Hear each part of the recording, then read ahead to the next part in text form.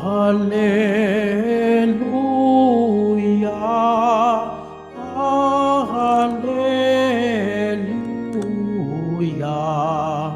Hallelujah,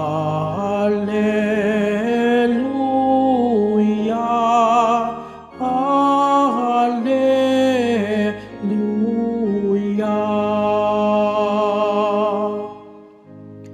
Mapalad ang mga dukha na tanging Diyos na lumikha, ang pag-asa at adhika.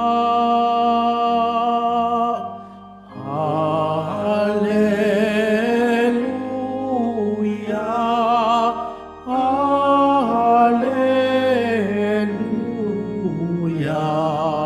Hallelujah,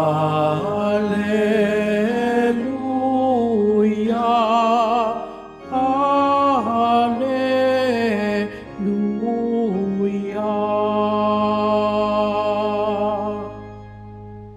Sumainyo ang Panginoon. At sumayo rin. Ang mabuting balita ng Panginoon ayon kay San Lucas. Papuri sa iyo, Panginoon. Noong panahong iyon, sinabi kay Jesus ng isa sa mga tao, Guro, iutos nga po ninyo sa kapatid ko na ibigay sa akin ang bahagi ko sa aming mana.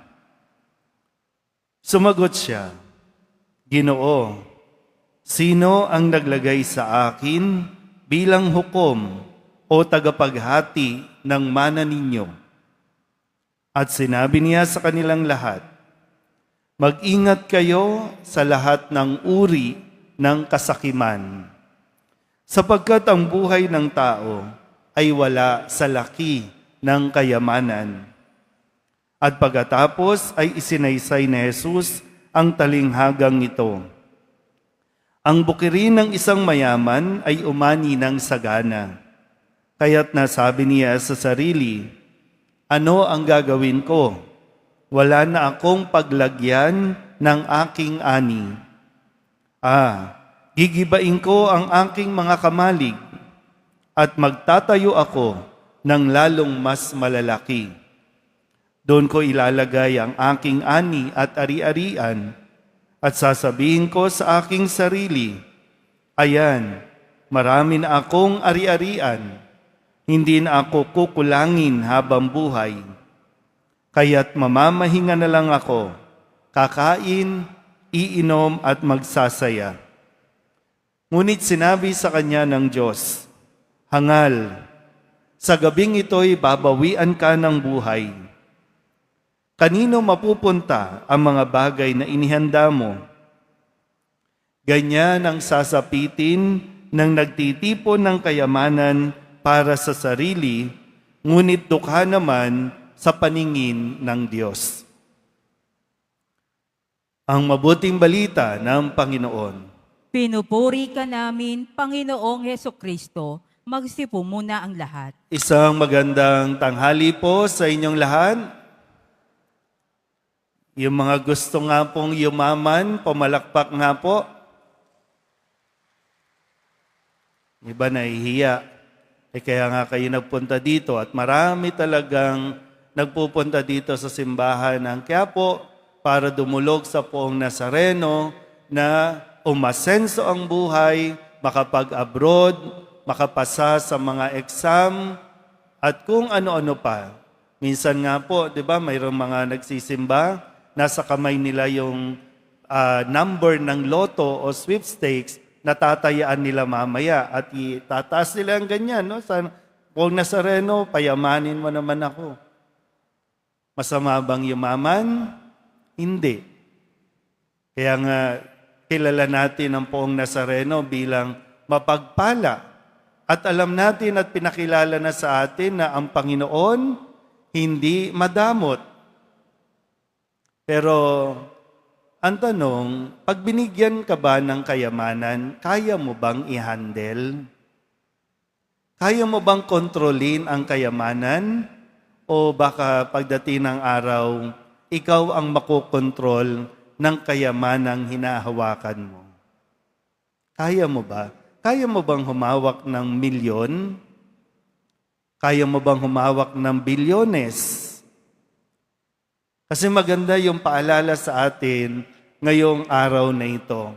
Kung tutuusin, ito rin yung sagot kung sakasakaling may mga nag-aaway-away na magkakapatid, magkakamag-anak, sa usapin ng pera, sa usapin ng mana, na para bang ang sagot ni Jesus, hindi ko yan concern. Kasi binigay ko yan sa inyo, dapat marunong kayong ayusin yan. Bakit ipapasa mo sa akin? Kasi ito yung idinulog ng lalaki. Sabihin mo naman yung kapatid ko, ibigay yung mana sa akin.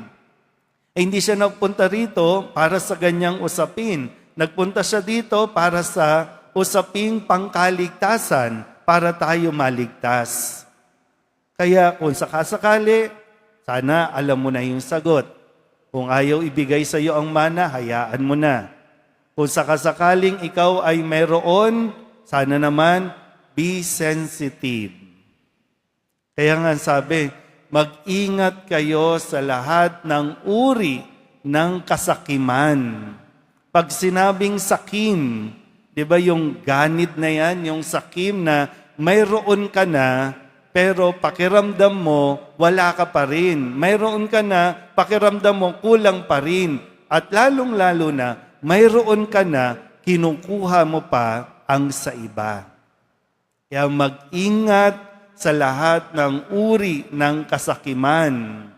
Dahil lahat ng bagay na pinakakayakap-yakap natin, na sinasabi natin, akin lang to, akin lang ito, isang araw, iiwanan mo yan dahil yung katotohanan, mapunta ka man sa langit, mapunta ka man sa impyerno, wala kang dadalhin ng kung ano man na iyong pinagpaguran o kung anumang nakamtan mo sa mundong ito. Kaya kung nag-aaway-away tayo dahil sa pera, tigilan mo na yan. Kung nagkakagalit-galit at nagkakahiwalay tayo, itigil mo na yan. Baka hindi mo napapansin, nagiging sakim ka na. Ang isang na mga issue nga natin, talagang nitong mga nakalipas na buwan, pero mo, hindi mo na malaman kung saan mo ilalagay yung pera. Yung pera na hindi mailagay sa bangko, hindi na rin magkasya sa mga maleta. Anong ginawa? Bumili ng mga kondo para doon ilatag, doon iimbak ang pera. Kasi hindi na nga malaman. Pero yung nakakaawa din naman yung mga taong ang dami-dami ng pera, pero sa tingin nila, wala pa rin at kulang pa rin sila sa pera. Hindi mo yun? Nakakaawa ang ganung klaseng tao. Pero tingnan nyo nga yung mga katabi ninyo, masaya ba yan o malungkot? Ano ba? Kasi kahit may pera na yung katabi ninyo, malungkot pa rin. Anong pinagkaiba nung walang pera sa may pera? Parehong malungkot. So, hindi talaga sagot ang pera sa kaligayahan na gusto natin. Kasi yung kaligayahan na mararamdaman mo kapag nakita mo ang pangangailangan ng iba at ikaw ay nakakatulong. So, ulitin ko po Lahat tayo nagdadasal. Lord, sana yumaman kami. Lord, sana dumami ang pera. Pag ibinigay ng Diyos sa iyo yan, tandaan mo, huwag kang maging sakim. Be sensitive. Bagamat, deserve mo, i-enjoy mo. Kung nagtrabaho ka, dahil hiniling mo sa Nazareno, makapag-abroad ka, kayong mga nasa abroad na nanonood ngayon, maayos na ang buhay ninyo, deserve ninyo mamasyal, deserve ninyong magkaroon ng mga bagay na inaasam ninyo, okay yan. Pero tiyakin mo din na maging sensitive ka sa pangangailangan ng iba. Yung bang masabi mo din na okay na ito, sapat na ito, at kung mayroon mang lumalabis o mayroon kang kapasidad na dahil binayayaan ka ng Diyos, itulong mo sa iba. Kung kaya mong magpaaral, magpaaral ka. Kung kaya mong magbigay, magbigay ka. Kung kaya mong magpakain, magpakain ka. Para nang sa ganon, hindi ka maging sakim at hindi makasarili. Para isang araw, kung sakaling sabihin tayo ng Diyos na last day mo na ito, hindi ka mamomblema dahil nakatulong ka at nagbigay ka sa iyong kapwa. At yan ang kayamanan na naipon natin doon sa langit.